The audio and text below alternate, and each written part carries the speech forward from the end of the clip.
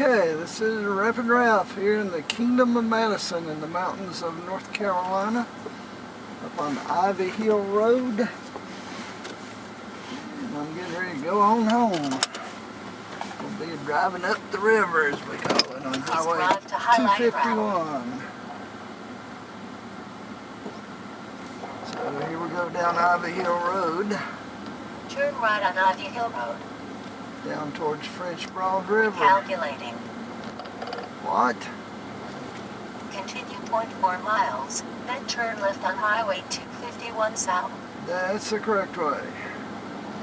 I think my GPS was a little misorientated there for a while, but she knows where we are now.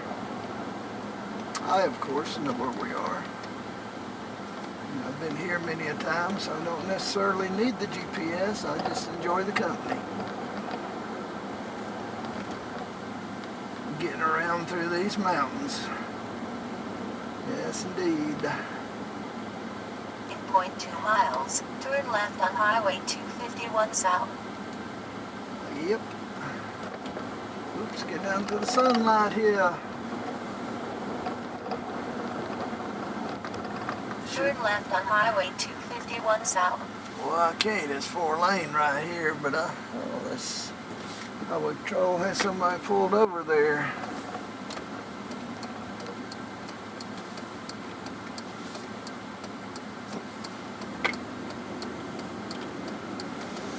Okay, here we go. This is Highway 251. Over to the right. 7.8 miles on Highway 251 south. Over to the right is the French Broad River. And this was the main drag up until about 40 years ago when they built I-40. But for a couple hundred years or more, this was the main drag. If you're going from Asheville to Tennessee, this is where you come. US Highway 70 at that time.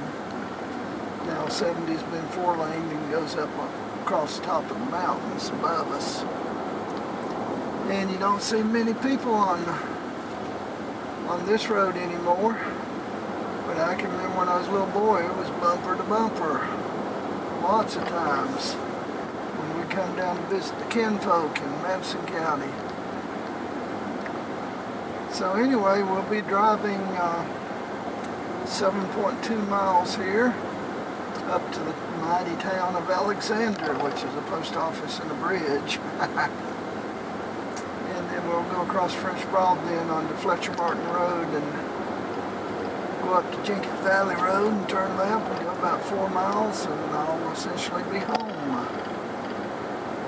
But I thought I'd share this trip with you at 7:11 in the evening on July the 19th, 2011. I like filming in the late evening like this. This is what is called the golden hour by video producers. You get pretty good looking color and so forth. Don't have to worry about the bright sunlight messing up your lens as much.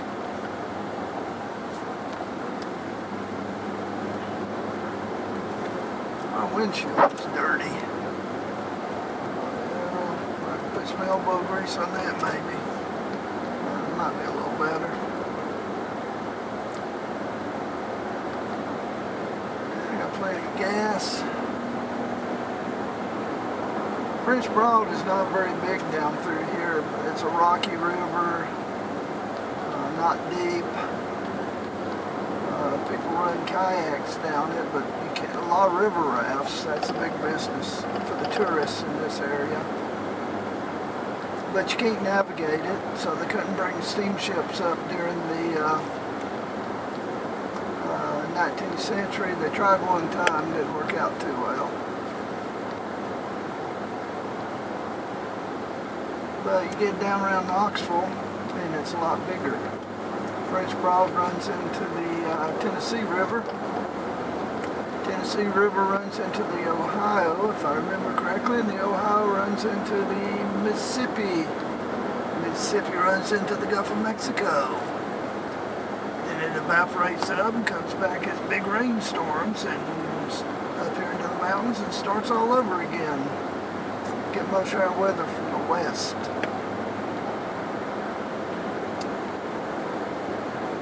So that's the weather cycle.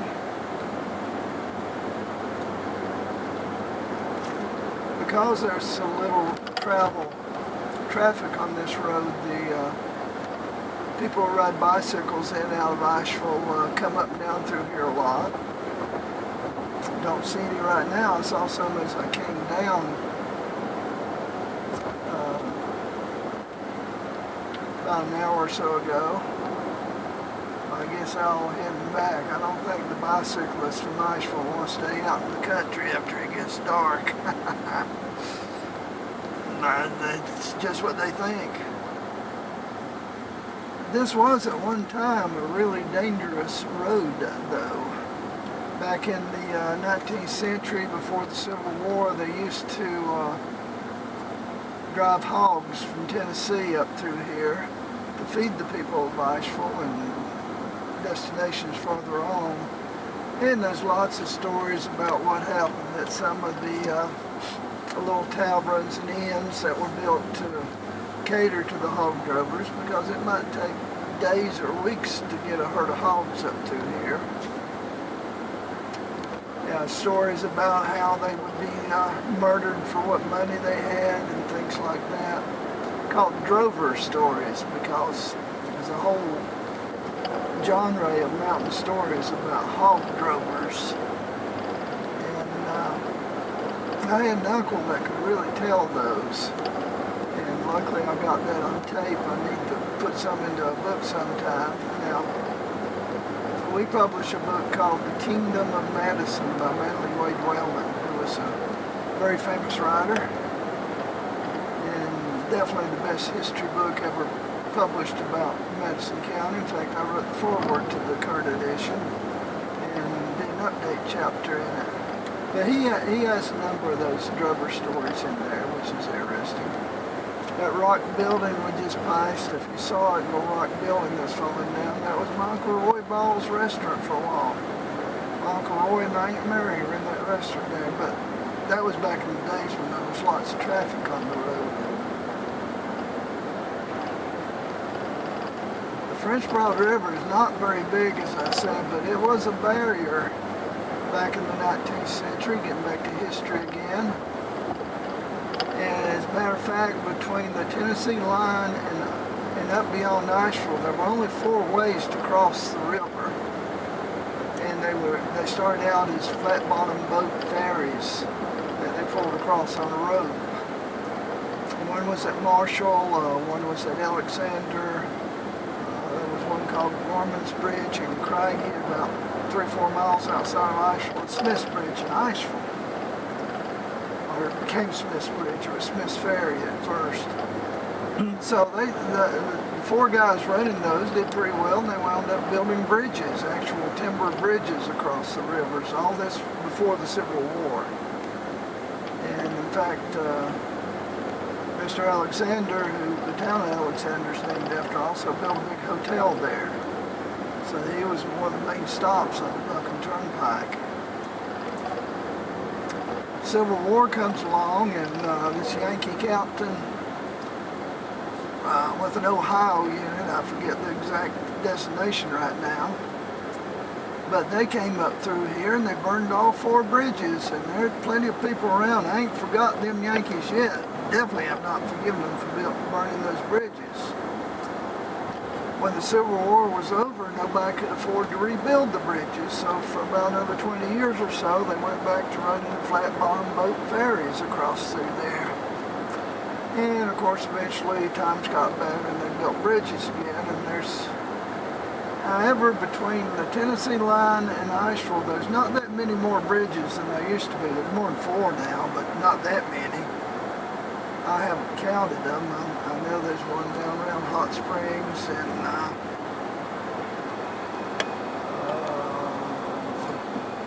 one in Marshall. There's 2. Alexander's still got a bridge. 3. Craigie 4. And then of course you get to Asheville, which has several bridges now across. The Smoky Mountain Bridge. There's one we call the Emma Bridge, which just before you get to Asheville too. But that was built after the Civil War. So there still aren't that many more bridges. Hopefully that Ohio unit won't be through again. Besides, the concrete now, he'd have a hard time burning those. Oh my. Yeah, I'm having a good time today. 1.5 miles to my turnoff. And I hope you guys enjoy the trip too. The river is really pretty out through there. I don't know whether the angle of the lens is wide enough to show it. Oh, there's a train over there across the river on the railroad tracks. They still run freight trains up and down through here. Again, that was the way to Tennessee also. And in Alexander, I remember when they had a train station there, the passenger trains actually stopped and took on passengers. Of course, that's something that's long gone. And the train station's been torn down there, and there was one at Craigie, and of course one at Marshall. They play bluegrass music, one at Marshall every Friday night now. But I do have 3 telegraph sounders that were in the old Alexander train station, which I treasure. They used those back in the 19th century. Very nice, made of fancy wood and brass. Good. And they still work. You run a current through them, you go clack, clack, and so forth. There's a bicyclist. 2.3 miles, turn right on Fletcher Martin Road. Thank you, Jill. Jill is my GPS. She knows these roads like the back of her printed circuit board. Turn right on Fletcher Martin Road.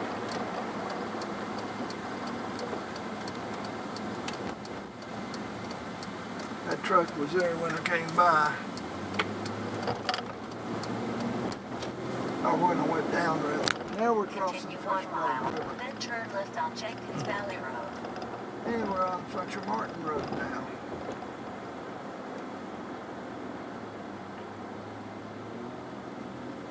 I actually didn't know Fletcher Martin. I don't remember him, but I know I am related to that family, the Martins. Had a Grandma Martin. Was a Martin before she married.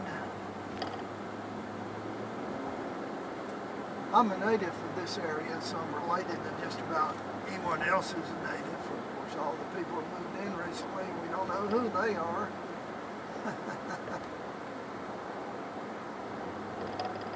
The guy I was talking to today was bemoaning the fact that he's not readily acceptable by some people, at least. There's still some clannish people in these mountains. And I said, well, don't worry about it. Another 4 or 5 generations, you'll be accepted just like one of them. And unfortunately, that is... 2.3 miles, turn left on Jenkins Valley Road. Unfortunately, that is true, although to a lot lesser degree than it used to be. But we're slowly getting more civilized here in the mountains. Turn left on Jenkins Valley Road. But I hope we never lose some of our mountain values. I'm proud of my mountain heritage. Okay, now we're on Jenkins Valley Road, which they've started repaving in about darn time too. Drive 3.7 miles on Jenkins Valley Road. Now when I came out Jenkins Valley Road, I was on the old pavement side. Now I'm getting to drive on the smooth side. I hope they're going to finish the other side. I assume they will. Now that's a lot better driving.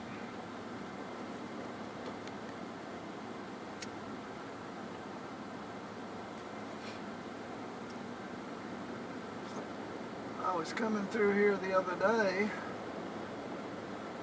right about here, and a deer jumped out of those woods and flashed across in front of me, and I missed him by about 2 feet. Scared the heck out of both the deer and me.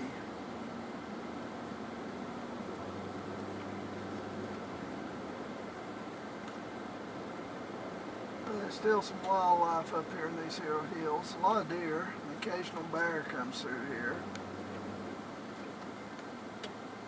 And we got us a little bridge here. They need to widen that bridge.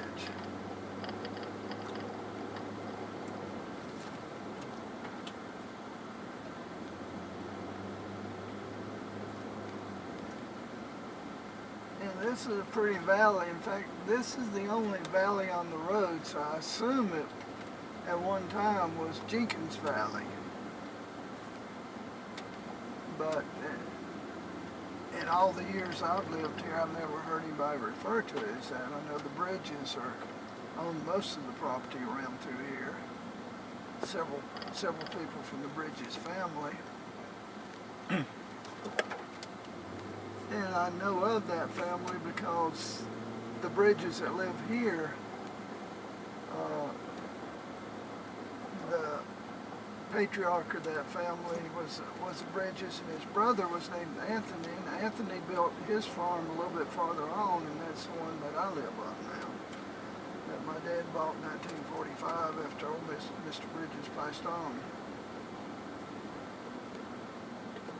That was Anthony's house over there. You can't see it through the trees very well, but it's an old Victorian farmhouse, and the house I live in now was built in 1915.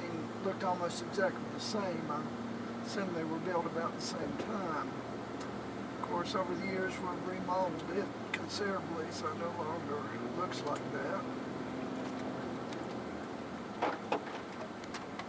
When I was a little boy, we used to trade work with the farmer down that field there, and I put up a lot of hay in that field.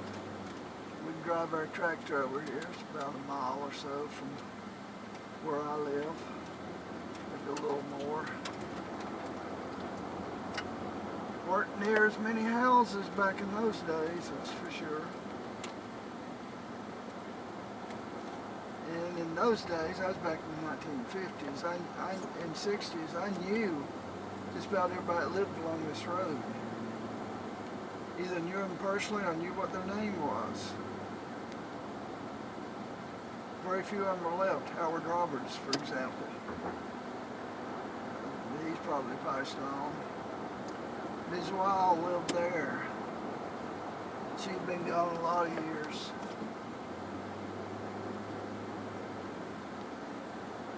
And here my uncle Garland Ball's property started. He died in 1988. He's my favorite uncle. I liked him a lot.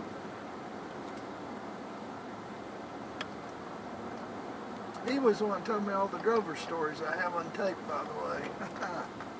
We'll have to do something with that.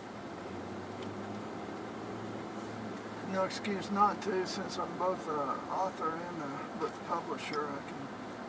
All I gotta do is make time to write it up some.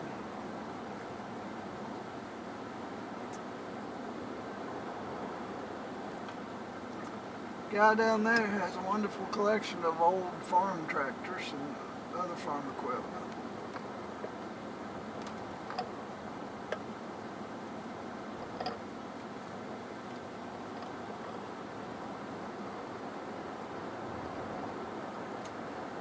Coming down the hill now to Newfound Creek. Cross over the creek. Luckily, as luck would have it, there's actually a bridge there over it. I'd like to see the Yankees try to burn this bridge.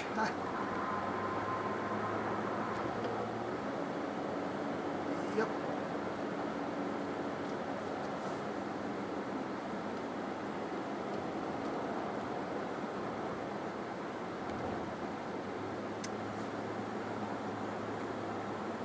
We're still in Alexander, at least on the Alexander Mail Route. But we're also probably closer to Asheville now than to Alexander. So where I live, when I was growing up, it seemed like it was way out in the country, but I've since come to realize I'm about 5 miles from Asheville.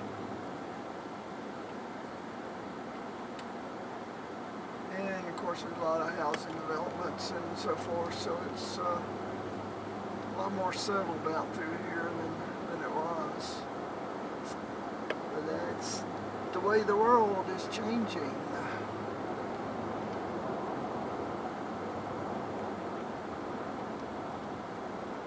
2.2 miles, turn left on Macedonia Road, then arrive at home, on right. Yep, and that's Macedonia Church. The old church used to be across the road, and it burned down, Turn left on Macedonia Road. I think about 47 or 48. I actually remember it. And my dad getting the land over here to build this church on. And that's where I live. And where I have my publishing company, Alexander Books.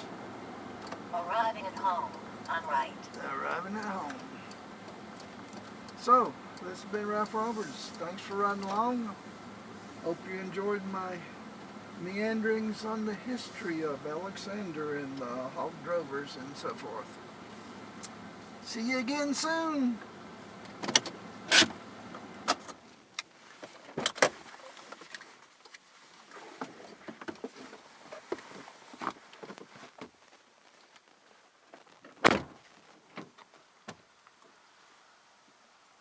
Turn this baby off now.